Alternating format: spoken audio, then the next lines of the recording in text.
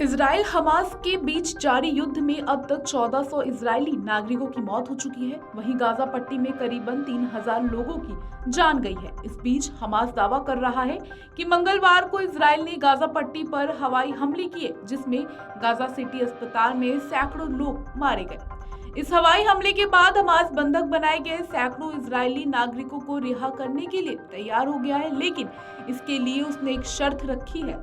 मंगलवार को गाजा पट्टी में हुए हवाई हमले की जिम्मेदारी इजरायली वायुसेना ने नहीं ली है। उनका मानना है कि यह हमला फलस्तीनी इस्लामिक जिहाद सैन्य समूह के असफल रॉकेट प्रक्षेपण के कारण हुआ है। इजरायली वायुसेना ने सोशल मीडिया प्लेटफॉर्म एक्स पर पोस्ट करते हुए कहा कि आईडीएफ के परिचालन प्रणालियों के विश्लेषण के अनुसार इजराइल की तरफ रॉकेटों की श्रृंखला छोड़ी गई थी, जो अस्पताल के आसपास से गुजरी और वहीं फट गई। इस हमले के लिए इस्लामिक जिहाद आतंकी संगठन जिम्मेदार है। स्थानीय अधिकारियों के अनुसार इजराइल ने इस हमले में 300 लोगों की मौत हो गई।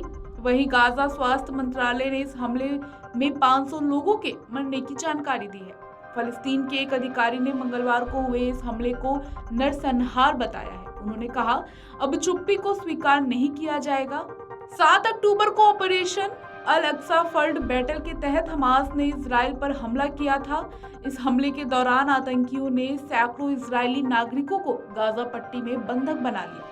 हमास के उच्च स्तरीय अधिकारी ने बताया कि उन्होंने करीब 200 से 250 लोगों को बंधक बनाकर रखा है। मंगलवार को गाजा सिटी अस्पताल पर हमले के बाद हमास बंधक बनाए गए लोगों को रिहा करने को तैयार हो गया, लेकिन इसके लिए उसने इजराइल के समक्ष एक शर्त रखी है। दरअसल हमास ने कहा कि यदि इजराइल गाजा पर हमला करना बंद कर दे तो वह बंधकों को रिहा कर देगा। फलस्तीनी स्वास्थ्य मंत्रालय के मुताबिक अगर इस हमले की पुष्टि हो जाती है तो यह हमला 2008 के बाद से लड़े गए 5 युद्धों में अब तक का सबसे घातक इजरायली हवाई हमला होगा। बता दें, गाजा शहर के अस्पताल सैकड़ों लोगों के लिए शरण स्थल बन गए हैं। उन्हें उम्मीद है कि इस इजराइल द्वारा शहर और आसपास के इलाकों के सभी निवासियों को दक्षिणी गाजा पट्टी में खाली करने के आदेश के बाद उन्हें बमबारी से बचाया जाएगा।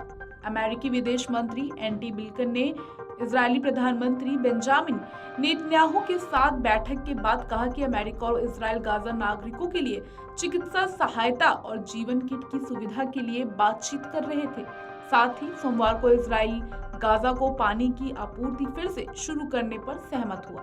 मीडिया रिपोर्ट के अनुसार इजरायली डिफेंस फोर्स की शुरुआती जांच में पता चलता है कि गाजा में अस्पताल में विस्फोट हमास के असफल रॉकेट लॉन्च के कारण हुआ। वहीं इजराइल के प्रधानमंत्री बेंजामिन नेतन्याहू ने एक्स पर एक पोस्ट में कहा, पूरी दुनिया को यह पता होना चाहिए कि गाजा के बर्बर आतंकवादियों ने ही गाजा के अस्पताल पर हमला किया है।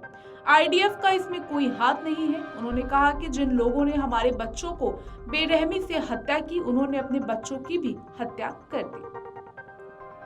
Video desk अमरुजाला.com। अगर आप ये वीडियो YouTube पर देख रहे हैं तो हमारे चैनल को सब्सक्राइब करें और बेल आइकन को दबाना ना भूलें। अगर आप Facebook पर ये वीडियो देख रहे हैं तो हमारे पेज को लाइक करें।